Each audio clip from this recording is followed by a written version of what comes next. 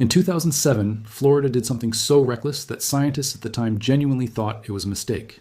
The state loaded 500,000 tons of restaurant garbage onto barges and dumped it straight into the Gulf of Mexico on purpose with government approval, while fishermen who had worked those waters for 3 generations begged them to stop, certain it would kill the little bit of ocean they had left. 18 months later, a scientist named Dr. Krimsky opened the first batch of data from the site and assumed her equipment was broken. It wasn't.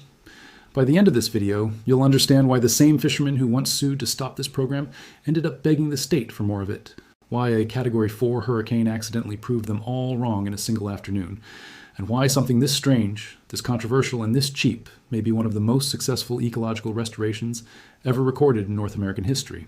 Let's go back to where it actually began, because almost nobody outside a handful of state offices was paying attention when it did. Between 2007 and 2024, the Florida Fish and Wildlife Conservation Commission ran an experiment that, on paper, sounds less like science and more like an environmental crime. Collect discarded oyster shells, the kind shoveled out of restaurant kitchens and seafood plants after the meat's already gone. Truck them to the coast, load them onto barges, tip them overboard into the Gulf near Cedar Key. Not a test batch. Over 500,000 tons of shells. I dumped into open water with no precision placement, no engineering blueprint, nothing but the rough logic of where the currents might carry life toward them. The backlash was instant, and it was loud. Environmental groups accused the state of dressing up an illegal dumping operation in the language of conservation, warning the shells would smother whatever fragile life still clung to the sandy seafloor beneath them.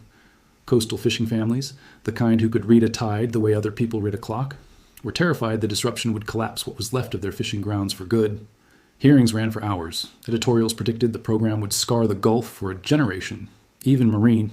Biologists who supported reef restoration in theory quietly wondered whether dumping raw restaurant waste into the ocean counted as science or just legalized disposal with better paperwork.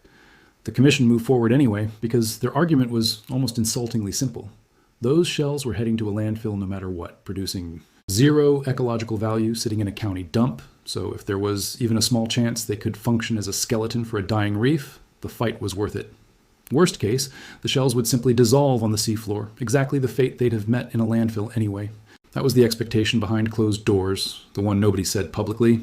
Modest results, maybe nothing, almost certainly not enough to justify the fight they'd just survived.